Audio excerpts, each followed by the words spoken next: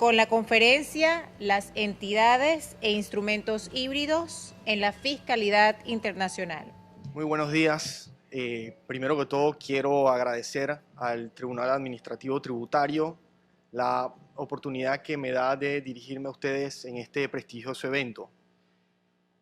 El tema que nos ocupa esta mañana es el de las entidades e instrumentos híbridos en la fiscalidad internacional. Quizás muchos de ustedes estarán pensando, bueno, qué locura, qué cuestión tan complicada es esto de los híbridos. ¿Eso a qué viene? Es un tema que es traído por los cabellos, o sea, ¿cuál es la importancia, la actualidad de este tema?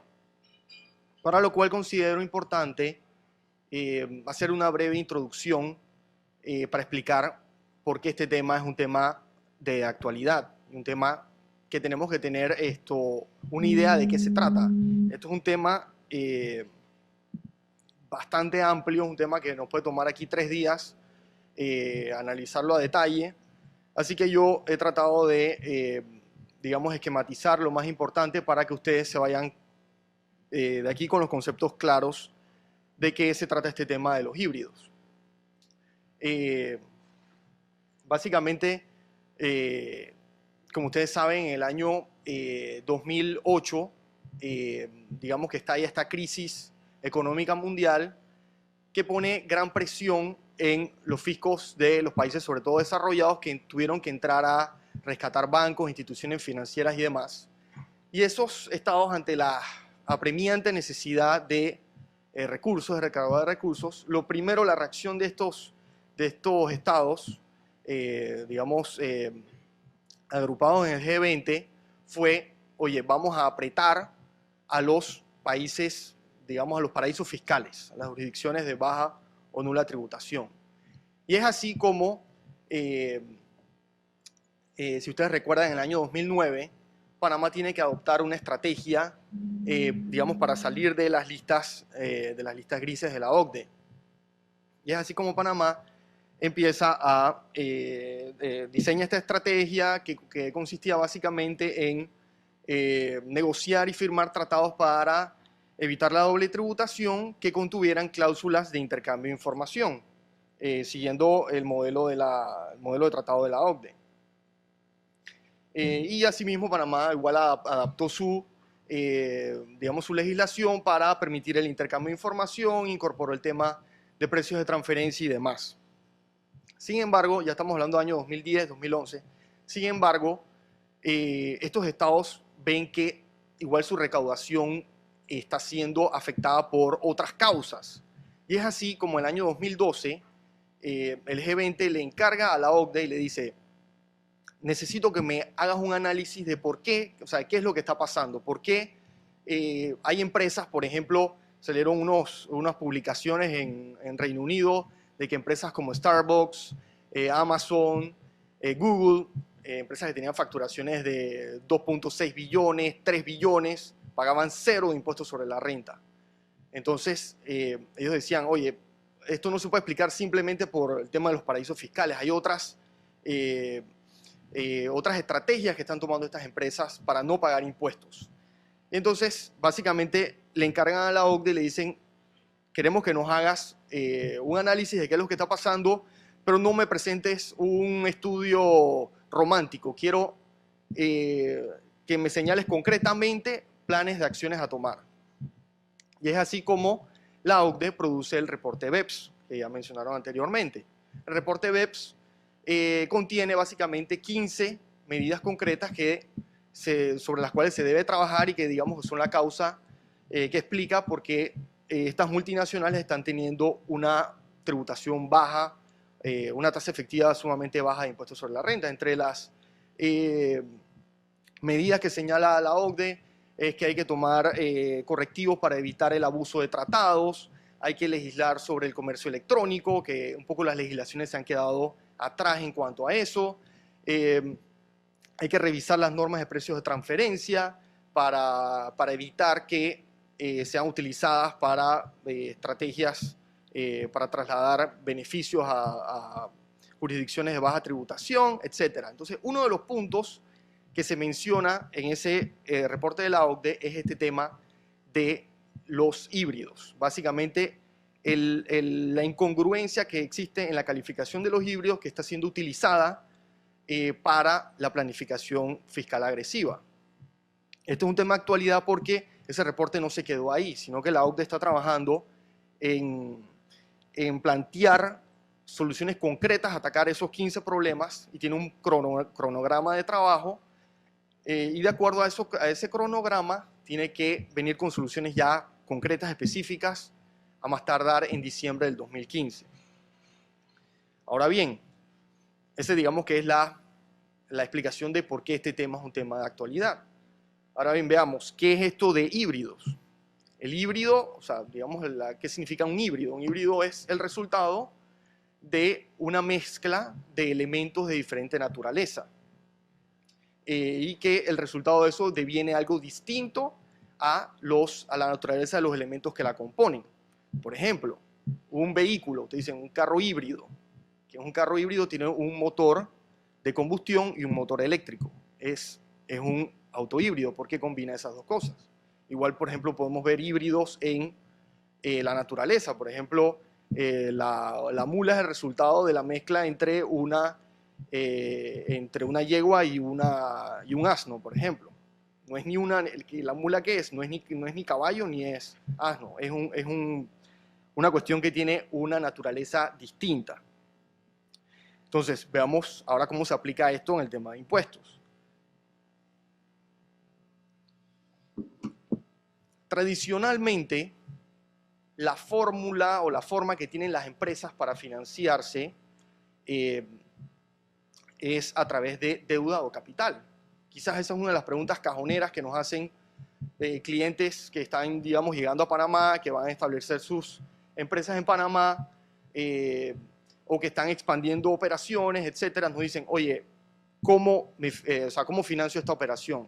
Básicamente la respuesta es o deuda o capital. Y uno, como asesor, le explica cuáles son las consecuencias de una o la otra. Le dice, mira, si lo financias a través de emisión de capital, vas a tener estas consecuencias en este y otro impuesto. Si es a través de deuda, vas a tener, puedes aprovechar el interés como deducible o no, tienes que cumplir estas condiciones, etcétera, etcétera.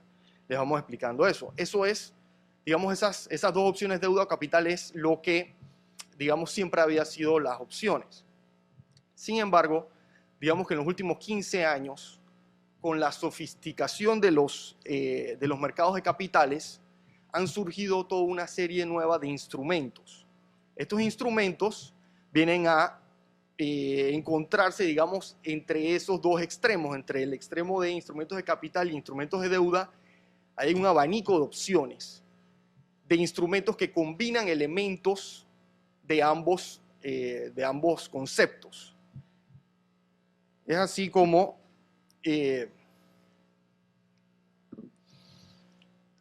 entonces se ha popularizado el uso de estos instrumentos híbridos. Los instrumentos híbridos, digamos que su popularización no se debe exclusivamente al tema de impuestos, se debe más bien a un tema financiero. No es lo mismo que usted, como empresa, digamos, cuando va a buscar fondos, va al mercado a buscar fondos, ofrezca un instrumento de capital que digo, porque le puede dar un beneficio al tenedor de ese instrumento, pero que tiene ciertas incertidumbres, o un instrumento de deuda que simplemente va a rendir un interés fijo. Los asesores financieros han ideado estos instrumentos financieros, por ejemplo, bonos convertibles, que hacen el instrumento más atractivo para el inversor, porque el inversor puede decir, oye, voy a tener un instrumento que es deuda, pero que tiene la posibilidad de convertirse en participación. Entonces, al yo tener ese plus en ese instrumento, estoy dispuesto a recibir un interés menor.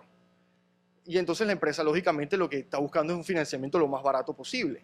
Entonces, al estructurar ese instrumento de esa manera, está beneficiándose y está beneficiando al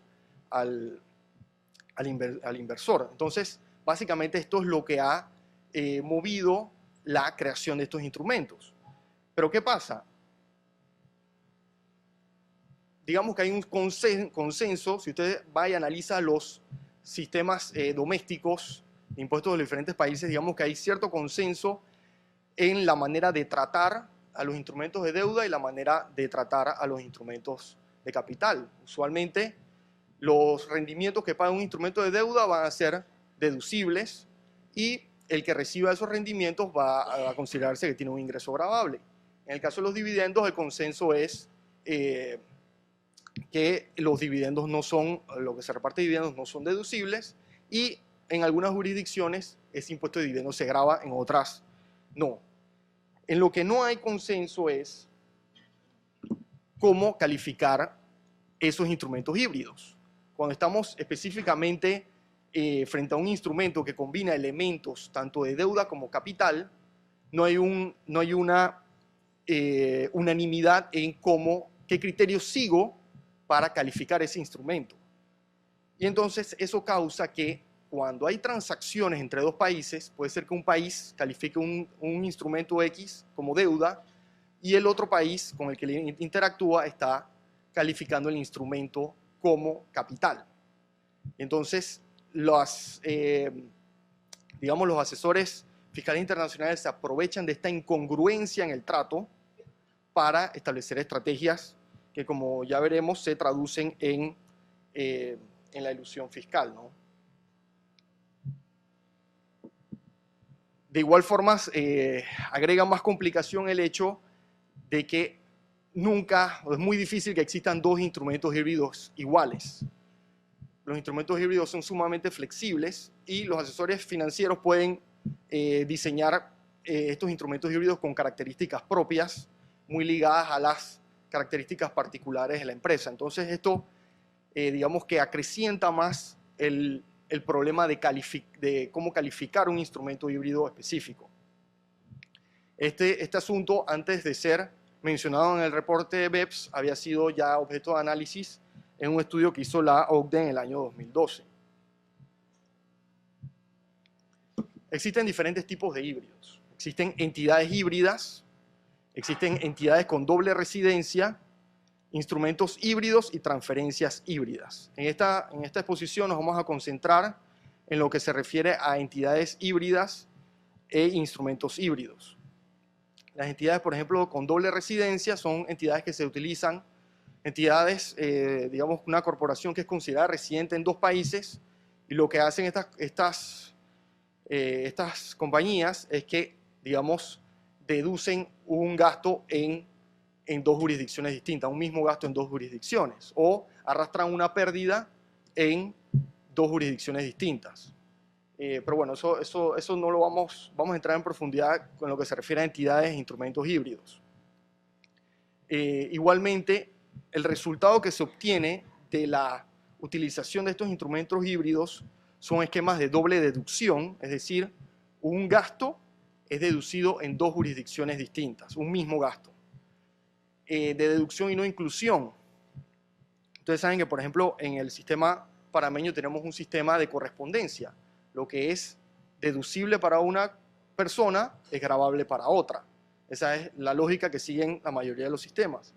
Pero cuando se utilizan estos híbridos en el ámbito internacional, no existe ese principio de correspondencia. Un interés, por ejemplo, puede estar siendo considerado deducible en una jurisdicción y nadie está gravando ese ingreso que debe corresponder a esa deducción. Y también se utilizan para la generación de créditos fiscales extranjeros. Ahora vamos a ver unos ejemplos concretos de esos esquemas, ¿no? ¿Cómo se materializa? ¿Cuál es el tratamiento de deuda versus capital? Usualmente, como les comenté, la mayoría de los sistemas tributarios domésticos, digamos, favorece la utilización de deuda, porque los rendimientos que pague la deuda se consideran generalmente como gastos deducibles. Sin embargo, en el caso de los dividendos, esos rendimientos que producen instrumentos de capital no son considerados deducibles. Eso es, digamos, el estándar que uno se encuentra internacionalmente. Nosotros podemos ver en el Código Fiscal de Panamá que existen toda una serie de normas que permiten la deducibilidad de los intereses. Sin embargo, en cuanto a los dividendos, está, por ejemplo, el artículo 706 del Código Fiscal, que dice que el impuesto sobre la renta gravable de las personas jurídicas recaerá sobre lo que obtengan durante el año gravable, sin deducir de ella lo que por concepto de dividendos o cuotas de participación deben distribuir entre sus accionistas o socios. Es decir, este artículo deja claro que los dividendos que pague una empresa no van a ser deducibles para ella. Este artículo tiene unos parágrafos. El primer parágrafo se refiere al tema de las cuotas de participación o dividendos distribuidos de sociedades civiles que se dedican al ejercicio de profesiones liberales. Eso fue introducido en el 2010 con la reforma a la Ley 8 del 2010. Y bueno, ya estaba para los abogados, pero eso se abrió el abanico para todas las profesiones liberales. La segunda excepción a esta norma, esta regla general, es el tema de los dividendos que paguen sociedades de inversión que están dedicadas que están inscritas en la Superintendencia del Mercado de Valores y se dedican al desarrollo de proyectos inmobiliarios, residenciales, etcétera, y que distribuyan por lo menos el 90% de sus ingresos gravables y que le retengan a sus accionistas el 5% de impuesto de dividendos. Esa, digamos que es la segunda excepción. Y hay una tercera excepción que ahora vamos a ver más adelante. Pero lo que les quiero dejar claro es que la regla general es lo que una empresa pague en dividendos no es deducible para la empresa. Existen otras ventajas también que favorecen la estructuración de deuda versus capital. Por ejemplo, hay una mayor flexibilidad para la repatriación de efectivo a través de reembolso de deuda versus una disminución en capital de la empresa. Digamos, implica cierto grado de complicación tener que estar reduciendo el capital de una empresa versus simplemente hacer un repago de deuda. Las reservas legales están vinculadas a capital, mientras que no existen reservas legales vinculadas a la deuda. Y la existencia de impuestos a capital, es decir, impuestos a patrimonio, mientras que no existe lo mismo para la deuda. Todos estos son factores que promueven el uso de deuda versus capital. Entonces, ¿en qué consisten estos instrumentos híbridos? Hay una definición de un autor, Núñez, que menciona que es una clase especial de instrumentos financieros que presentan características que son total o parcialmente inconsistentes con su forma. Estos instrumentos poseen características consistentes con más de una clasificación tributaria. Es decir, usted, por ejemplo, tiene unas acciones preferidas. Usted dice, bueno, acciones preferidas, lo primero que le viene a la mente es, si son acciones, es un instrumento de capital. Esa es, digamos, la forma legal. Pero cuando usted entra a analizar las características que le ofrecen esas acciones preferidas, se da cuenta que está frente a un instrumento de deuda o puede estar frente a un instrumento que tiene más características de deuda que de capital. Entonces, eso es una definición, yo diría que bastante interesante del concepto de instrumentos híbridos. Veamos algunas características propias de deuda y capital. Por ejemplo, la deuda tiene un rendimiento fijo, sin importar el desempeño de la compañía. Es decir, usted, digamos que adquiere un instrumento de deuda de una compañía, ese instrumento dice, le vamos a pagar el 6% anual. Listo, usted no sabe, o digo, no le debe interesar si a la compañía, si le fue muy bien por la compañía, pero su rendimiento no se ve afectado por eso. Si le va mal, igual. Usted está esperando un rendimiento específico. En el caso del capital, el rendimiento es variable. En ese caso, el rendimiento va a depender del desempeño de la compañía. En el caso de deuda, no existe control de la administración. En el del capital, sí existe un control de la administración, pues los accionistas tienen derechos políticos que se emanan de sus acciones. Pueden intervenir, tienen un poder de decisión en el curso de la compañía. En la deuda hay una prelación sobre el capital, es decir, en el caso de una liquidación, primero se van a pagar las deudas y último se va a pagar, si queda algo, se le va a reembolsar a los accionistas. La deuda tiene una alta prioridad en el flujo de efectivo, porque lógicamente si Si no se paga una deuda, hay una consecuencia legal inmediata de un incumplimiento y pueden venir demandas, secuestros y demás. En cambio, en el capital hay una baja prioridad del flujo de efectivo. Usted le va a pagar a sus accionistas una vez que usted ha saldado todos sus compromisos. Si queda una utilidad, entonces usted le reparte ese dividendo al accionista. En la deuda existen garantías, hay garantías que usualmente se requieren, ya sean garantías hipotecarias, prendarias, personales, fianzas, etc. En el caso de instrumentos de capital, usted cuando está invirtiendo en una empresa no pide una garantía, invirtiendo en una empresa como accionista no está pidiendo garantías del dinero que usted está invirtiendo ahí. Con la deuda los fondos se pagan una fecha determinada de vencimiento, es decir, una fecha en que si no se paga en ese término va a haber un incumplimiento. En el capital no hay tal cosa, no hay una fecha en que ese capital debe ser reembolsado. En la deuda los pagos de intereses son deducibles y en el capital no son usualmente deducibles. Les listo todos estos elementos porque pueden ver que los instrumentos híbridos pueden tomar elementos de uno y del otro. Y entonces a veces uno se encuentra con unas combinaciones que es muy difícil de determinar ante qué tipo de instrumento estamos. Como les mencionaba, que hay otra cita, dice, debe destacarse que este tipo de instrumentos financieros pueden ser ubicados dentro de una larga línea. En un extremo de ella nos encontramos con operaciones clásicas de deuda, con una tasa de interés fija, mientras que en el otro extremo estamos frente a inversiones de capital puro. Los instrumentos financieros híbridos se encuentran dentro de esta larga línea por cuanto combinan en un solo instrumento elementos de capital, deuda y hasta características propias de instrumentos derivados. Como resultado de estas incongruencias, como les decía, se pueden dar, el tema está en la incongruencia en la calificación del instrumento. El problema no es el instrumento híbrido, el problema es que no hay una guía para calificar ese instrumento, ya sea como capital o como deuda. Y entonces aquí es donde vienen las ocasiones en que se dan estos esquemas de deducción y no inclusión o de doble deducción por la incongruencia que hay en el trato de esos instrumentos. ¿Cuáles son algunos ejemplos, por ejemplo, de instrumentos híbridos que se utilizan en la actualidad? Estos son algunos, pero pueden ser cualquier cantidad. Acciones preferidas, deuda perpetua, asociación silenciosa, préstamos con participación, bonos con participación, bonos convertibles, préstamos convertibles, derecho de disfrute, deuda subordinada.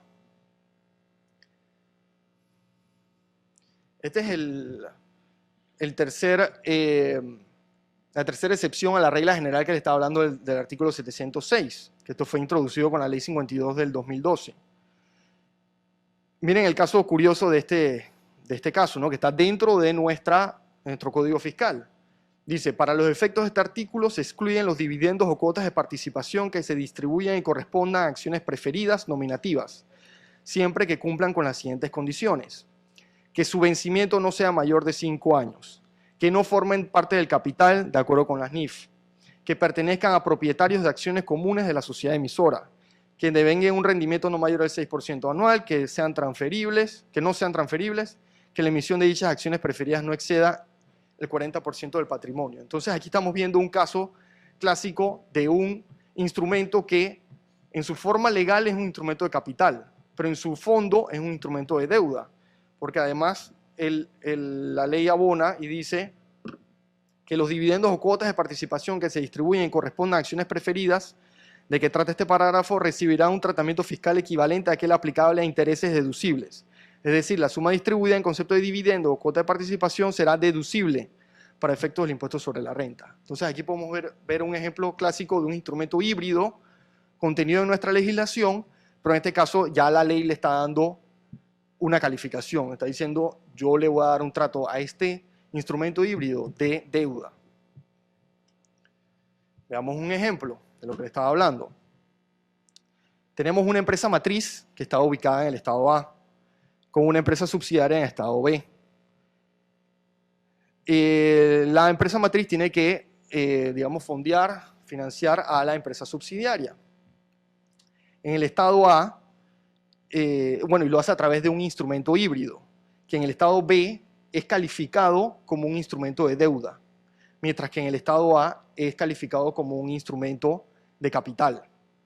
Entonces, el estado B lo que ve es una deuda y dice, yo te acepto ese gasto que tú estás haciendo, ese interés que estás pagando, te lo acepto como un gasto deducible. Mientras que en el estado A dice, yo no veo en ese instrumento, yo lo que veo es un instrumento de capital.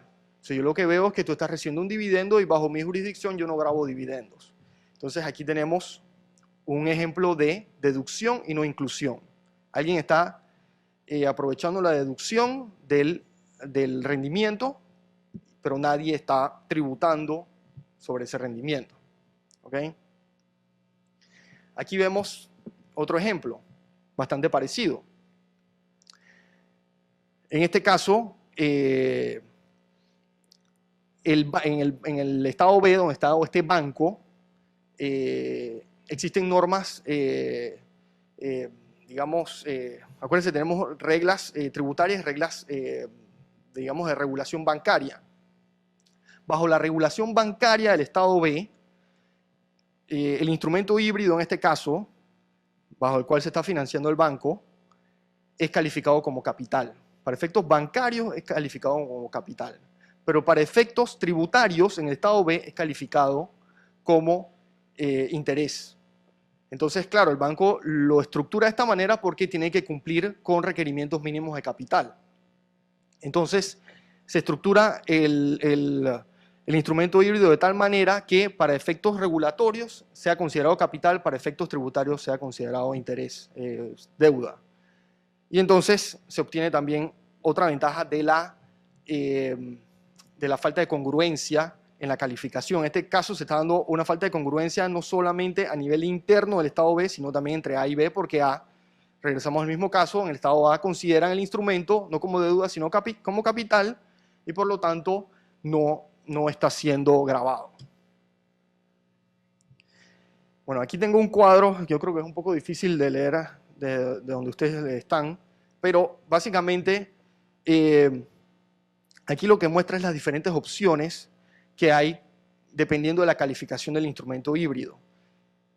El instrumento híbrido hay que tener cuidado, no solamente puede presentar una ventaja desde el punto de vista fiscal para el contribuyente, también puede presentar una desventaja, porque puede ser que suceda el caso contrario, puede ser que un instrumento híbrido determinado en el país de la fuente sea considerado dividendo y en el país de residencia sea considerado interés. Entonces en el país de la fuente te dicen, lo siento, eso es un dividendo, lo que estás pagando no es deducible. Y en el país de la residencia digan, eso es un interés y me tienes que pagar impuestos por el rendimiento que estás recibiendo. Y a su vez eso puede verse agravado por el hecho de que el país de la fuente puede establecer una retención. Entonces ahí tendremos, digamos, que una triple tributación. Entonces, es importante también que este tema de las incongruencias de los híbridos sea abordado no solamente por un tema para evitar que no se tribute en ningún lado, sino también para evitar dobles y triples tributaciones. Pero bueno, eso lo pueden ver con más calma en la presentación que tienen les entrega el tribunal. Básicamente, esa es la manera en cómo son utilizadas los instrumentos híbridos. Un tema muy por encima, pueden ser utilizados en 1000 formas más, pero yo pienso que eso es lo principal, ¿no? ¿Qué son entidades híbridas? Son entes jurídicos que son considerados para efectos fiscales como transparentes en una jurisdicción, mientras que en otra jurisdicción lo califica a dicha entidad de corporación o entidad opaca. Aquí es importante aclarar algo. Aquí estamos hablando de un tema tributario. A veces la gente se confunde y cuando, por ejemplo, por un caso concreto, Estados Unidos considera las SA panameñas como entidades opacas. La gente dice, bueno, es que son opacas porque, claro, lavado de dinero y demás. No, eso no tiene nada que ver, son dos conceptos diferentes. Opaca quiere decir que a los ojos de ese Estado, esa entidad es sujeta a pagar impuestos. Es un ente que puede tributar. Cuando una legislación considera una entidad como transparente, lo que quiere decir es que no ve a a esa entidad, lo que ve es a los accionistas. Siendo transparente, dice, yo no veo a la corporación, veo a quiénes son los accionistas de esa corporación. En el caso concreto, por ejemplo, regresando a Estados Unidos considera, por ejemplo, las sociedades de responsabilidad limitada de Panamá como entidades transparentes. Pues si, por ejemplo, usted mira el pacto social de una sociedad de responsabilidad limitada, usted puede ver quiénes son los accionistas o socios de esa sociedad de responsabilidad limitada. Entonces, a los ojos del fisco norteamericano dice, eso es una sociedad transparente. Yo no veo esa sociedad de responsabilidad limitada, yo veo a los accionistas. En cambio, Panamá dice, no, para mí es las dos, la SA y la sociedad de responsabilidad limitada son opacas. Ambas tienen que tributar. Ante mis ojos, ambas son las obligadas a tributar. Entonces ahora vamos a ver cómo se aprovecha en el ámbito internacional esta incongruencia en el trato de estas entidades. Puede pasar, por ejemplo, que nos encontremos en diferentes escenarios. Puede pasar, por ejemplo, que la entidad que recibe los ingresos es considerada como opaca o como una corporación, tanto en el país de la fuente como en la jurisdicción de constitución. También podría pasar que la entidad, en ese caso, en el primer caso, ambas podrían, esa entidad podría, siendo sujeto de impuesto, podría solicitar la aplicación de un tratado para evitar la doble tributación en caso de que exista entre las dos jurisdicciones. El segundo escenario es que la entidad que recibe los ingresos es considerada como transparente tanto en el país de la fuente como en el país de constitución. En este caso, los que tendrían que solicitar la aplicación del tratado no son las entidades, porque como no son sujetos a pagar impuestos, no cumplen con el requisito de definición de residente que contiene el tratado. Así que los que podrían invocar el tratado serían, digamos, los accionistas de estas sociedades. Y el tercer caso es que la entidad receptora de los ingresos es tratada como transparente en una jurisdicción y opaca en la otra. Veamos el siguiente ejemplo. La compañía A es 100% dueña de la compañía B. Y la compañía B necesita pedir un préstamo para financiar sus operaciones. Entonces, la compañía A lo que hace es interpone una entidad híbrida entre ella y la compañía B. Es una entidad híbrida porque es transparente para efectos del estado A, pero es opaca para efectos del estado B. Es decir, el estado A no ve a esa entidad híbrida. Lo que ve es las operaciones que están llevando la compañía A en el estado B. En cambio, en el estado B sí ven una entidad. Entonces viene esta entidad híbrida y pide un préstamo a un banco o a un tercero. Bajo el régimen de consolidación fiscal que hay en el estado B, los intereses que le está pagando la entidad híbrida a ese banco van a ser deducibles para B, porque ellos están consolidando sus operaciones a través de ese sistema de consolidación fiscal. Pero para efectos de para efectos de del estado el estado A ve que la compañía A tiene un préstamo, ella misma, porque el estado A no ve a la entidad híbrida, sino que ve que la compañía A ha solicitado un préstamo, ha contratado un préstamo con un banco. Entonces el estado A dice, yo te acepto como deducible ese interés que estás pagando. Es decir, el interés está siendo deducido en dos jurisdicciones distintas. Hay doble deducción del impuesto. ¿Ok? Un poquito para repetirles. La entidad híbrida es opaca para efectos del estado B. La entidad híbrida contrata el préstamo con un tercero. Consolida sus operaciones con la compañía B. El estado B permite esa consolidación.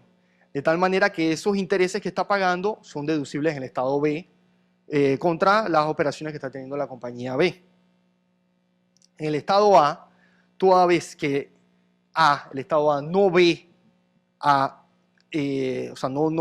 para él no existe la entidad híbrida, sino que ve es operaciones de A, entonces dice, ok, el estado A dice, yo te acepto como deducible los intereses que tu compañía A contrataste con el banco. ¿Ok? Así que hay una doble deducción. En este caso, en este otro caso, la entidad híbrida es considerada transparente en el estado B y es considerada opaca en el estado A. La compañía A hace una capitalización de la compañía de la compañía híbrida, perdón, y esta le otorga un préstamo a la compañía B. ¿Ok? Para el estado B, esos intereses van a ser deducibles.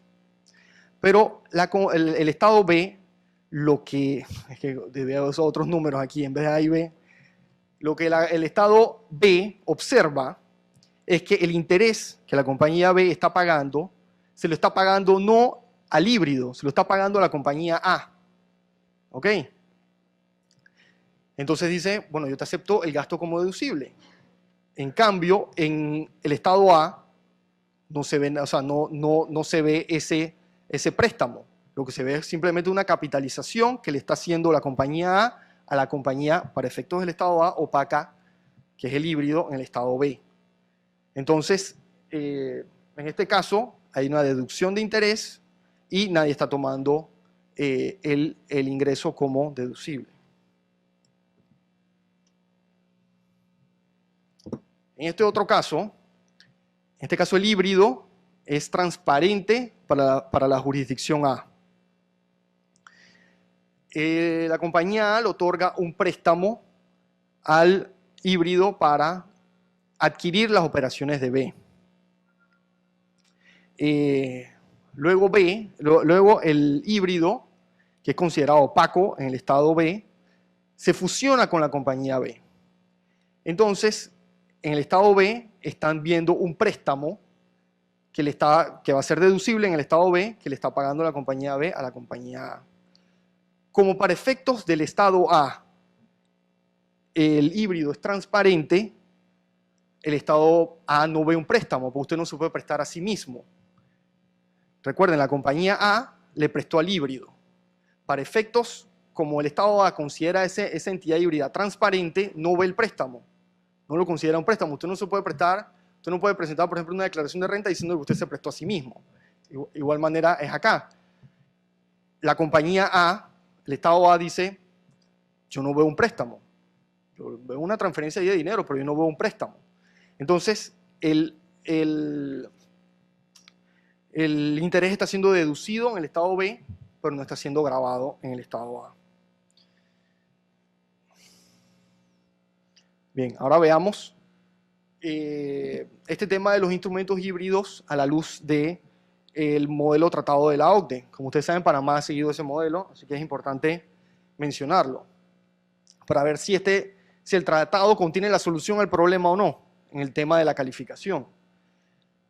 El artículo 10, que trata sobre dividendos, tiene una definición. Dice, el término dividendos empleados en el presente artículo significa los rendimientos de títulos, el goce de acciones o bonos de disfrute, partes de minas, partes de fundador o otros derechos, excepto los de crédito, que participan en los beneficios, así como los ingresos de otras participaciones sociales sujetas al mismo régimen fiscal que los rendimientos de las acciones por la legislación del Estado del que la sociedad que realiza la distribución sea residente. Por su parte, la definición de intereses dice, intereses, en el sentido de este artículo, significa los rendimientos de créditos de cualquier naturaleza con o sin garantía hipotecaria o cláusula de participación en los beneficios del deudor y en particular los rendimientos de valores públicos y rendimientos de bonos u obligaciones, incluidas las primas, premios unidos a esos valores, bonos u obligaciones. De estas definiciones podemos rescatar lo siguiente, que la definición de dividendos hace una referencia a la legislación doméstica. Es decir, nos vamos a meter de nuevo en el mismo problema. Si hace una referencia a la legislación doméstica, entonces quedamos en lo mismo. En un estado pueden calificar un instrumento como deuda, en el otro como capital o viceversa. En el caso de los intereses, la definición sí es autónoma, no hace referencia a la legislación interna. Sin embargo, hay otros temas que hay que tomar en cuenta. lo primero que hay que tomar en cuenta leyendo un poco los comentarios de la OCDE es que la definición de dividendos e intereses una excluye a la otra. Por otra parte, hay, digamos, una doctrina alemana que dice que en el caso de los dividendos, lo que debe prevalecer para definir, digamos, la calificación de un instrumento es lo que se refiere a las participaciones sociales. Cuando se refiere a otras participaciones sociales, lo que dice esta doctrina es que eso se refiere a que si el instrumento le permite al tenedor de ese instrumento tener un beneficio del incremento de valor de la compañía y de participar en la liquidación del mismo, y por lo tanto estar subordinado a los tenedores de deuda, entonces estamos frente a un instrumento de capital. Si no se cumplen esos requisitos, estamos frente a un instrumento de deuda. Sin embargo, esta es una doctrina. Esto no está contenido ni en el tratado ni en los comentarios. Entonces, eso puede ser una de las soluciones que encuentre la OCDE para, digamos, afinar eso en los tratados y ayudar de esa manera a definir la calificación de los híbridos, ¿no? Básicamente, rapidito porque se me acaba el tiempo. ¿Cuál es la consecuencia del uso y del abuso de los híbridos? La primera, como empezamos mencionando, es la reducción de los ingresos fiscales. Como ustedes pueden ver, todos estos esquemas de doble deducción y no inclusión, tienen una repercusión directa en la recaudación. Afecta a la competencia. ¿Por qué afecta a la competencia? Porque estos son instrumentos que están al alcance de, digamos, de compañías multinacionales o compañías que tienen operaciones en más de 2 países. En cambio, digamos, para una pequeña empresa, para una empresa familiar, ellos no tienen la posibilidad de accesar a ese tipo de instrumentos. Entonces, se ve afectada la competencia. Afecta la eficiencia económica. ¿Por qué? Porque una persona que tiene, digamos, un inversionista, dice, tú sabes que yo prefiero prestarle a alguien fuera de mi país, porque así me puedo aprovechar de la incongruencia de estos instrumentos híbridos y mi impuesto va a ser más bajo o va a ser nulo, versus tener que prestarle a alguien aquí internamente y me voy a ver afectado en mis rendimientos. Y también afecta la eficiencia económica porque los instrumentos híbridos pueden incentivar el sobreapalancamiento de empresas. Toda vez que estos instrumentos no hay una claridad de cómo deben ser interpretados, una empresa, digamos, haciendo ver que está siendo capitalizada, en verdad está endeudada. Afecta la transparencia porque el conocimiento de estos instrumentos híbridos no es de dominio común. Entonces la gente dice, oye, ¿cómo estas empresas pueden pagar tan poco y otros están pagando tasas altísimas?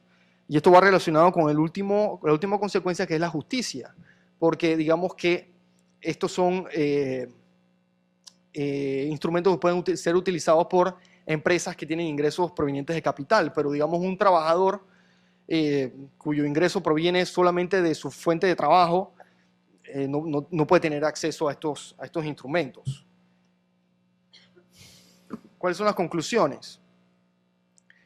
Las conclusiones son las siguientes. Tanto las entidades e instrumentos híbridos son una realidad que se encuentra presente en la planificación tributaria internacional. Su popularización, dadas las múltiples ventajas que representan, no se detendrá, salvo que sean tomados los correctivos necesarios.